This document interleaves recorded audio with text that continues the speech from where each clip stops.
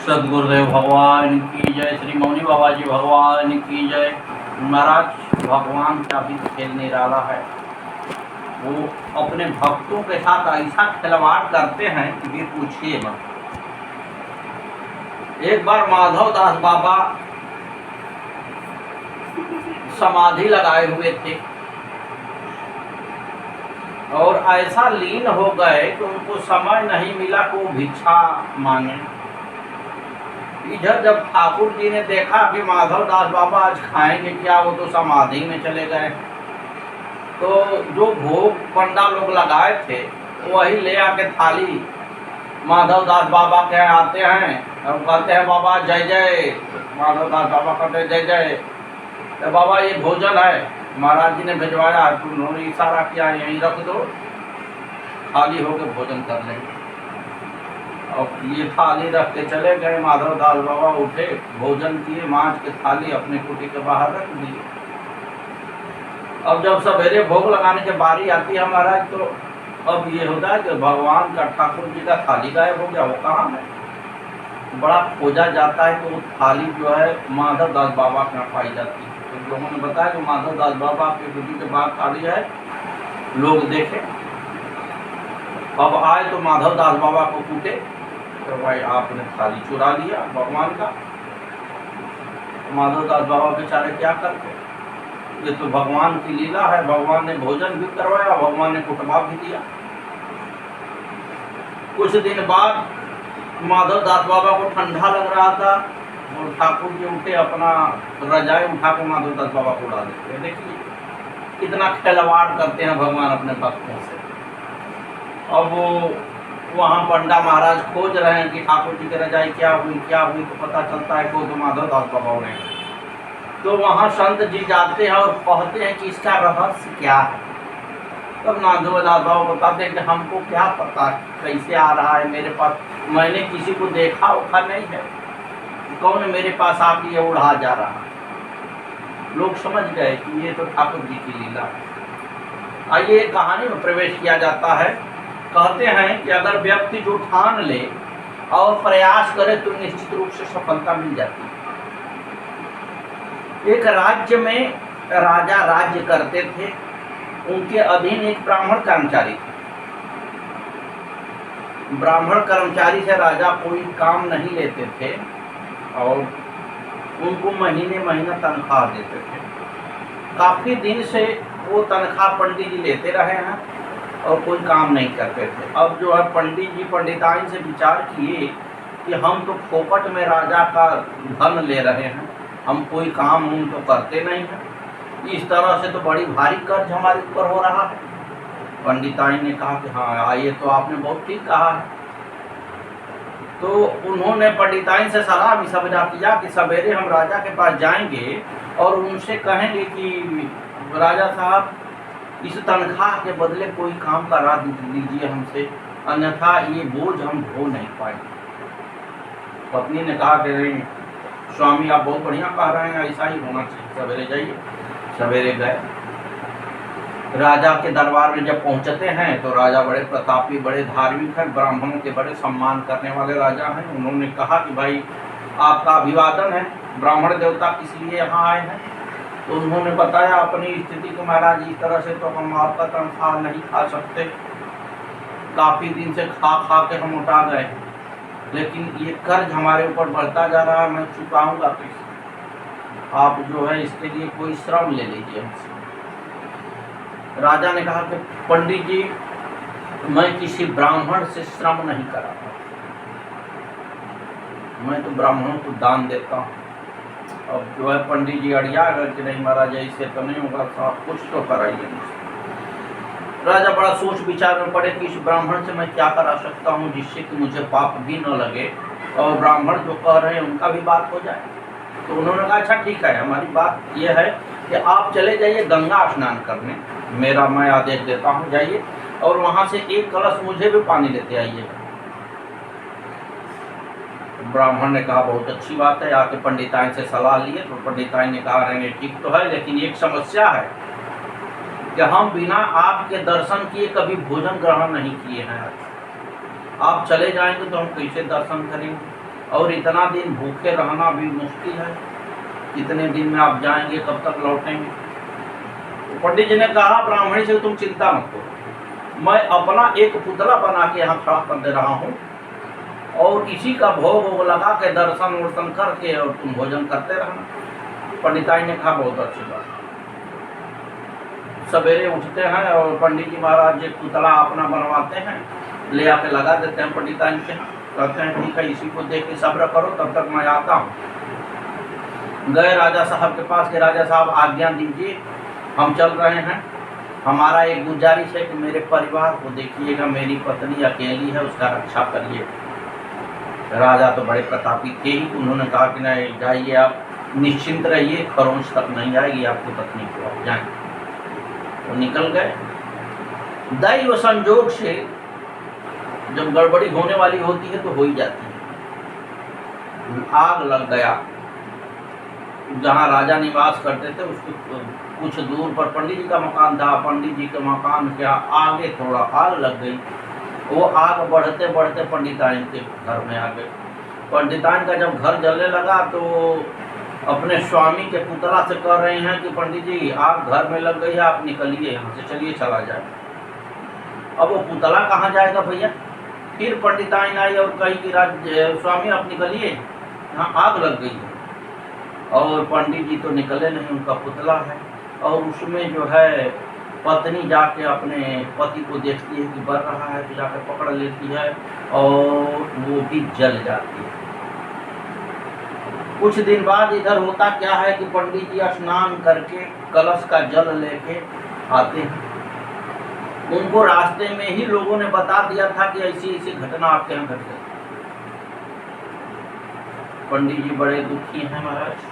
वो पहुंचते हैं राजा के पास, राजा से कहते हैं कि प्रभु ये क्या हो गया, हमने तो आपको जिम्मेवारी दी थी कि हम जब तक नहीं रहेंगे मेरी पत्नी को देखिएगा। अब सोचिए कि जो पत्नी बिना अपने स्वामी का दर्शन किए नहीं भोजन करती थी वो कितनी धर्मपरायण महिला है भाई। तो राजा ने बहुत समझाया पंडित जी को और उनसे कहा कि पंडित जी आप चिंता मत करिए, दूसरे बहुत खूबसूरत लड़की से मैं शादी करा देता हूँ, लेकिन पंडित जी तो तैयार नहीं है, पंडित जी को तो वही औरत चाहिए। राजा बड़े पेचोपेच में हैं। सोचते सोचते राजा ने कहा अच्छा ठीक है आप चिंता मत करिए, आप जाइए और अपने घर में पंडिताइन का अस्थि कलश इकट्ठा करके एक जगह रखिएगा। मुझे 1 महीने का आप मोहलत दीजिए, मैं पूरा प्रयास करता हूँ कि पंडिताइन को जिला दिया। इससे थोड़ा सा रिलैक्स हुए पंडित जी। भाई राजा हैं, कह रहे हैं तो जरूर काम होगा, इसमें कोई दो राय नहीं। राजा तो वचन के पक्के होते ही हैं। यह पंडित जी महाराज हैं। अब राजा अपने मंत्रियों को राज्य का सौंप देते हैं और आगे निकल जाते हैं। चलते चलते चलते अपने राज्य को क्रॉस करके दूसरे राज्य में चले गए और राजा चलते चलते एकदम थक गए। वहाँ एक व्यक्ति के दरवाजे पर पहुँचते हैं और वहाँ चारपाई रखी हुई थी, वहाँ राजा लेट जाते हैं, उनको निद्रा आ जाती है, थके हारे बेचारे। तब तक उस घर की एक बहू निकल के आती है, उनको देखती है तो अपने पति को समझ पाती है और काफ़ी दिन से उनका पति गायब है, तो समझ लेती यही है। फिर अपने सास से कहती है कि हमको लग रहा वही है जो दरवाजे पर सोई, वो भी निकल के आती। सास को भी ये लगता है कि नहीं ये हमारा ही पुत्र है। वो जगाती है महिला और कहती है कि बेटा भीतर चलो, यहाँ क्यों सोए। राजा जो कहते हैं कि माँ जी आपको कोई भ्रम हो रहा, आपका पुत्र कैसा है, कौन है, जरा वितराग से हमें बताइए, मुझे पता नहीं है। उनकी माँ रोने लगती है और दोनों सास और पत्रों की हालत बड़ी खराब है। जिसका जवान युवा लड़का 20 साल से गायब हो, हमारा कैसे चैन मिलेगा। बड़ी रो रही हैं, राजा को बड़ी दया है। उन्होंने कहा कि आप ये बताइए कि आपके बच्चे का नाम क्या है। उन्होंने कहा कि मेरे बच्चे का नाम पीयूष है और 12 वर्ष में मैंने बच्चे का शादी कर दिया था और शादी के तत्काल बाद वो बच्चा हमारा गायब हो गया। आज 20 वर्ष हो गया, बच्चा घर लौटा नहीं। राजा काफी भाषण बनाते हैं और कहते हैं कि माँ कुछ और बताओ उस बारे में, हम प्रयास करेंगे कि तुम्हारा लड़का तुम्हारे यहाँ आ जाए।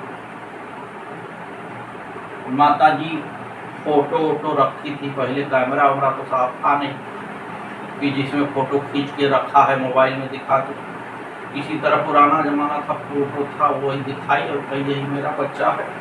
और शायद अभी कुछ लोग बता रहे हैं कि दूसरे राज्य में किसी राजा के यहाँ वो रह रहा है, उस राजा का नाम पुष्कर था।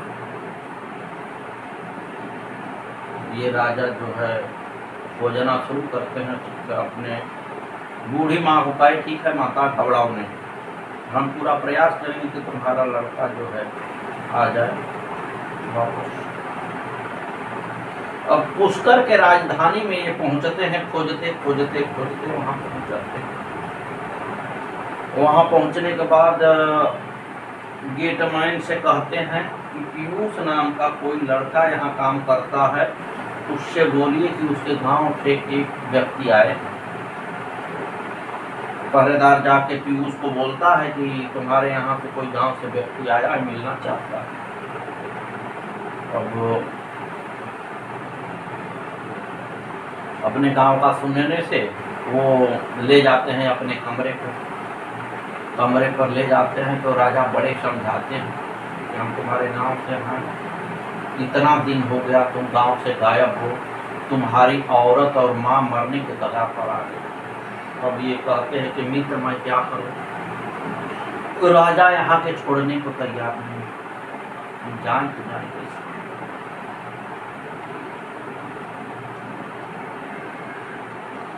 तो राजा ने कहा ठीक है, अपने राजा पुष्कर से कह दो कि हमारे गांव से एक व्यक्ति आया है जो हमारे बदले में काम करेगा और तुम जाके छुट्टी लेकर घूम आओ। वो लड़का ऐसा ही किया, पीयूष सवेरे हाजिर हुआ राजा दरबार में और कहता है कि हमारे बदले में हमारे गांव से एक भाई हमारा आया है जो कि हमारे बदले में काम करेगा और मैं गांव से घूम के आऊँ अगर आपका आदेश हो। उन्होंने कहा ठीक है, 1 महीना में जाओ घूम के आओ, अपने भाई को सही सही बता देना कैसे कैसे काम करना। बता के चला गया। अब वहां रहते रहते राजा को ये देखने में आया कि राजा जो है 100 किलो सोना रोज सवेरे दान करता है और 12 बजे रात में ये घर छोड़ के निकल जाता है। ये जाता कहाँ है, क्या करता है, सवेरे गरीबों को बुला के 100 किलो सोना दान करता। राजा पीछे लग गए कि ये पुष्कर जाता है। तो देखते हैं कि एक कंदरा में दैत्यराज रहता था, वहीं ये राजा प्रवेश करता था और वहाँ जो है मंत्र जैसे पढ़ता था बैठ के, वैसे वो दैत्यराज उपस्थित होता। और दैत्यराज जैसे उपस्थित हो उठा के राजा को खौलते हुए कढ़ाई में फेंक देता है और जब राजा भुजा जाते हैं तो अच्छी तरह से भोजन करके जब संतुष्ट हो जाता है तो उनके हड्डियों को एक जगह इकट्ठा करके अमृत का कलश से निकाल के अमृत छिड़क देता है। राजा पुनः जिंदा हो जाते हैं और उसको 100 किलो स्वर्ण कलश से निकाल के सोना दे देता है। राजा वापस आ जाते हैं। ये रोज की गति यही। राजा ने कहा अच्छा ये तो बड़ी खराब गति है, इस राजा को भूंज भूंज के रोज वो खा रहा और उसके बदले सोना लेके राजा लुटा रहे, कितनी बड़ी तकलीफ की बात। उन्होंने कहा अच्छा रुकिए एक युक्ति निकालते हैं। वो राजा जहाँ शयन करते हैं वहाँ पहुँचा और जंगल से पहले जड़ी बूटी से ही लोग काम करते हैं, जड़ी ले आके और जला दिया जिससे कि राजा बेहोश हो गया, कुछ देर के लिए होश नहीं रहा।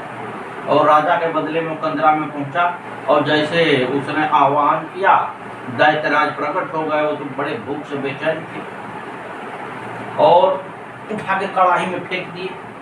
और जब कढ़ाई में फेंका दैत्यराज तो जो व्यक्ति को फेंका वो बहुत बलवान व्यक्ति था, खूब मांस से लदा हुआ है, पूरे शरीर में काजू मेवा सब काट काट के राजा ने भर रखा था कि खाने में खूब स्वादिष्ट लगे भोजन।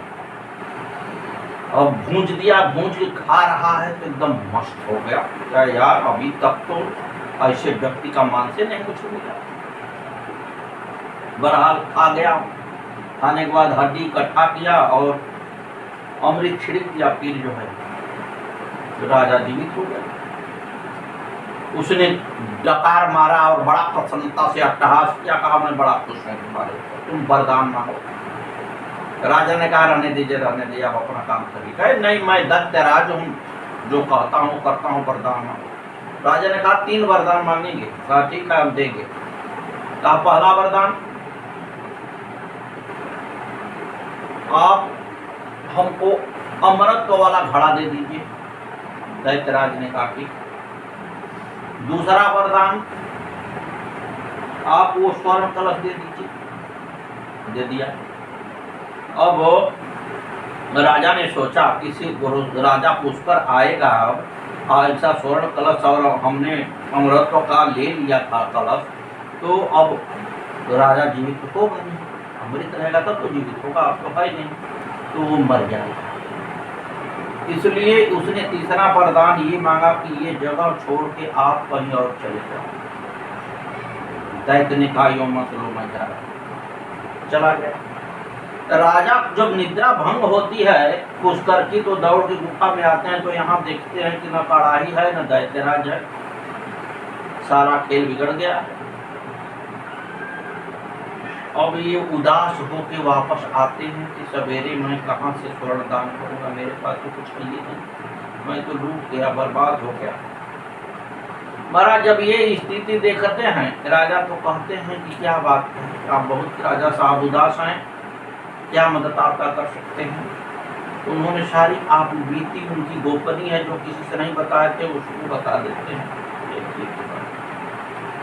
उन्होंने कहा ठीक है।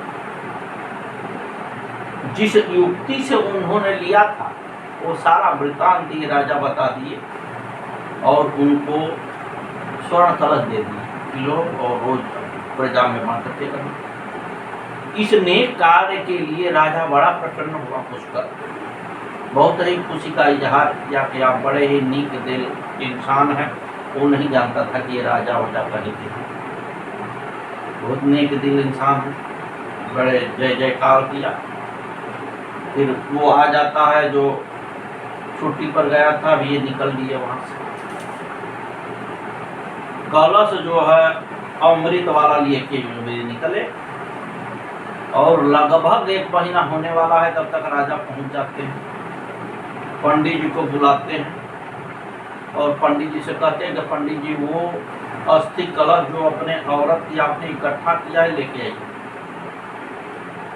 वो लेके पंडित जी आते हैं और उस पर अमृत कलश जो पर उस कलश पर अमृत छिड़क देते हैं राजा। और उनकी पत्नी एक सुशील बहुत ही धर्मपरायण महिला पुनः जीवित हो जाती है। ब्राह्मण देव बड़े प्रसन्न हो जाते हैं राज और राजा को आशीर्वाद देते हुए चले जाते हैं।